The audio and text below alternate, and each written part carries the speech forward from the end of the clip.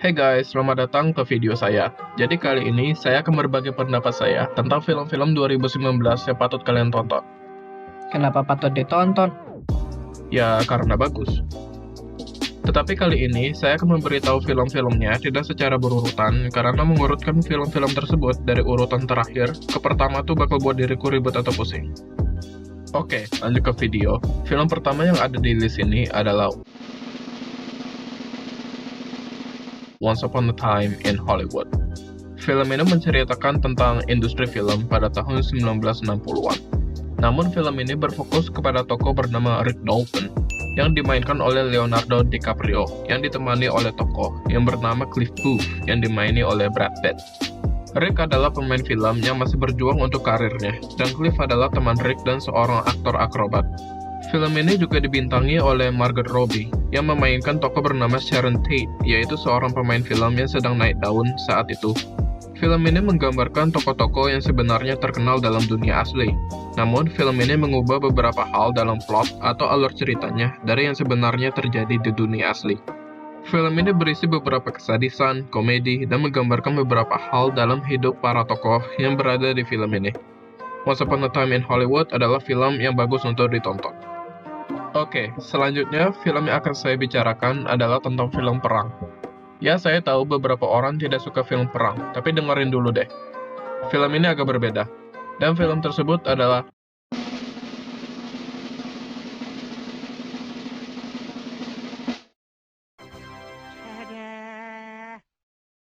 1917 adalah film yang bercerita pada masa Perang Dunia Pertama. Film ini membuat cerita tentang dua tentara yang diberi tugas untuk memberi pesan yang akan menghentikan suatu serangan kepada seorang kolonel yang akan menyerang Jerman. Namun ternyata Jerman memiliki rencana untuk menjebak dan meratakan pasukan sekutu. Maka dari itu, kedua tentara tersebut meski menghentikan serangan tersebut sebelum suatu malapetaka terjadi. 1917 adalah film yang memiliki sinematografi yang sangat menarik. Dikarenakan teknik syutingnya yang dilakukan secara one long shot, maka film ini terasa lebih intens dan beberapa bagian terlihat lebih indah dan sinematik. Oh ya, soundtrack dalam film ini juga sangat bagus dan menambah beberapa efek tertentu kepada beberapa adegan di film ini. Film berikut adalah film berdurasi 2 jam yang penuh dengan adegan action yang intens dan dihiasi oleh adegan sedih-sedisan. Film ini diperankan oleh the one and only Keanu Reeves dan Halle Berry. Sudah bisa ditebak?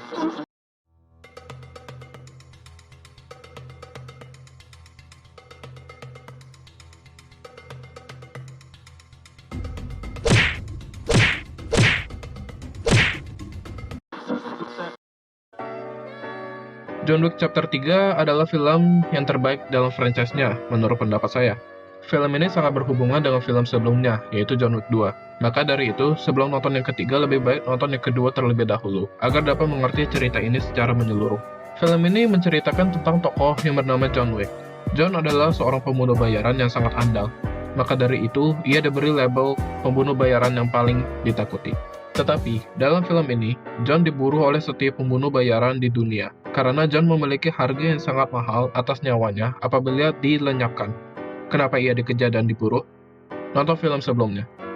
Maka dari itu, John harus bertahan hidup menghadapi para pembunuh bayaran yang mengejarnya, dan segala tantangan. John Wick 3 adalah film yang direkomendasikan bagi kalian yang ingin menonton film action gila-gilaan. Film berikutnya yang berada di list ini adalah film paket komplit. Emosinya dapat, serunya dapat, rasa kesel, mungkin. Film yang saya bicarakan adalah Ford v Ferrari. Film ini dibintangi oleh dua pemenang Academy Award, Matt Damon sama Christian Bale. Film ini menceritakan cerita yang berdasarkan kisah nyata yang luar biasa. Kisah tentang perancang mobil bernama Carroll Shelby dan pembalap Inggris bernama Ken Miles. Film ini juga bercerita tentang masa revolusi Ford untuk membangun mobil yang dapat menantang Ferrari yang mendominasi balapan 24 jam Le Mans yang berada di Perancis. Film ini penuh dengan perjuangan kedua tokoh utama dalam cerita ini untuk berhasil dalam misi mereka untuk memenangkan balapan Le Mans tersebut. Adegan balapan dalam film ini sangat seru dan intens menurut pendapat saya. Dikarenakan film ini bersifat realistis, beberapa hal tertentu dapat menciptakan ketegangan. seperti apabila rem mobil rusak, mesin overheat, dan lawan yang berat yaitu siapa lagi ya, Ferrari.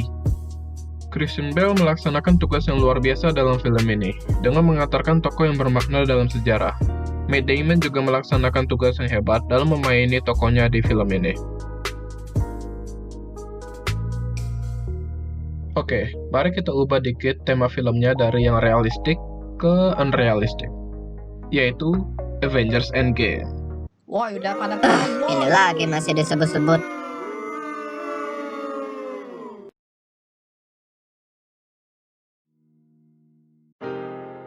Oke, saya akan mengira kalau kebanyakan dari kalian telah menonton film ini.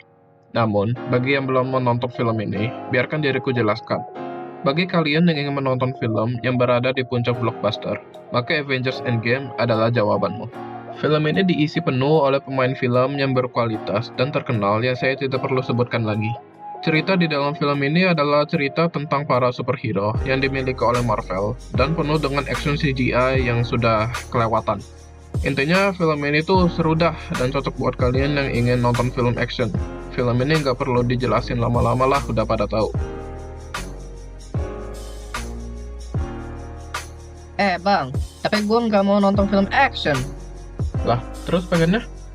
Film misteri gitulah, yang seru pokoknya dah. Film pembunuhan misterius atau film detektif akhir-akhir ini setahu saya tidak banyak yang bersinar. Namun pada tahun 2019 muncul satu film yang bertema tersebut yang sangat sukses. Namanya adalah Knives Out. Wow. Film ini apabila dideskripsikan itu wow, really good. Knives Out adalah film pembunuhan misteri yang sangat sukses. Film ini sukses dalam mengirimkan kita cerita yang sangat menarik dan terus membuat kita heran dan ingin tahu hingga ujung film. Film ini dimaini oleh Chris Evans, Daniel Craig, Ana de Armas, Jamie Lee Curtis, Michael Shannon, Katherine Langford, dan banyak lagi. Oke, secara singkat, film ini menceritakan tentang kasus pembunuhan yang terjadi pada suatu keluarga. Seorang penulis novel yang kaya raya meninggal pada ulang tahun ke-85-nya, dan detektif berdatangan untuk menginvestigasikan kasus tersebut. Setiap relatif keluarga tersebut diinvestigasikan dan semua terlihat baik dan tidak bersalah di permukaannya. Namun ketika cerita mereka masing-masing terurai, kita mulai menyadari keanehan di keluarga tersebut. Dan selama cerita berjalan, setiap tokoh mulai terbuka dan yang satu tuh lebih parah dari yang sebelumnya dan menciptakan suatu kebingungan siapakah saksi pembunuh. Bukan sebuah kejutan lagi sih bahwa anggota keluarga ini masing-masing ya ingin menyerap kekayaan bapak mereka. Hal semakin menarik selama cerita berjalan dan oh my god, the ending is really good. Knives Out adalah film yang harus kalian tonton apabila kalian suka dengan film pembunuhan misterius, karena filmnya itu sangat bagus. Bagus deh pokoknya nonton. Ngomong-ngomong keluarga, mari kita bicarakan tentang film berikutnya, yaitu Parasite. This film is a real winner, and why? Parasite memenangkan 4 piala Oscar dan menciptakan sejarah dalam Oscar dalam memenangkan Best Picture Award pertama yang berbahasa non-Inggris. Parasite adalah film drama yang mengenai masyarakat yang miskin dan kaya. Ceritanya adalah seseorang guru les memiliki teman miskin dan ia meminta tolong kepada teman miskinnya untuk membantu menggantikan dirinya selama ia pergi untuk mengajar les kepada muridnya yang merupakan anggota keluarga kaya. Namun, teman miskinnya ini memiliki rencana lain untuk menipu keluarga kaya tersebut dan mengajak anggota-anggota keluarganya yang lain untuk bekerja di keluarga tersebut untuk mendapatkan lebih banyak untung dan uang. Tetapi mereka pada akhirnya tetap saja miskin, karena tipu daya orang kaya yang hanya ingin memperkerjakan orang dan mengambil untungnya saja, tanpa memberi penghasilan yang layak dan menyikapi pekerja mereka lebih baik. Jadi, siapakah yang sebenarnya bersalah di film ini? Tergantung melihat dari sudut pandang mana, film ini memiliki makna yang bisa kita ambil tentang society. Film ini memiliki alur cerita yang sangat menarik, dan ditambah oleh visual-visual yang indah untuk ditatap. Dan iya, sinematografi dalam film ini memang mantap, dan ceritanya mengalir dengan mulus. Ini mengapa mereka memenangkan banyak piala. Oke, film terakhir yang akan saya bicarakan tentang kali ini adalah film yang unik menurutku. Film ini memberi kita berbagai hal dan beberapa perasaan yang campur beraduk. Ada masa senangnya, masa sulit, masa sedih, dan masa malu. Film terakhir di video kali ini adalah Jojo Rabbit. Saat pertama, diriku merasa agak aneh tentang film ini, yang mengambil latar tentang bocah-bocah Jerman yang terlatih Nazi untuk menjadi pasukan. Tetapi, selama film ini berjalan, semuanya oke-oke aja sih. Film ini adalah film drama yang memiliki beberapa hal komedik, namun film ini juga bercerita tentang keluarga dan rasa korban orang-orang yang bermakna dalam hidup kita. Jojo Rabbit adalah film yang berfokus kepada seorang anak bernama Jojo. Ia adalah anak fanatik kepada Nazi dan Hitler. Namun, hal menjadi menarik dan mulai rumit ketika seorang perempuan yang ia tidak kenal tinggal di rumahnya selama ini, yang disembunyikan oleh seseorang. Film ini disutradarai oleh Taika Waititi dan juga dimaini olehnya. Pemain film lainnya juga melaksanakan tugas yang luar biasa, seperti Scarlett Johansson, Sam Rockwell, Thomasin McKenzie, dan tokoh utamanya yang dimaini oleh Roman Griffin Davis.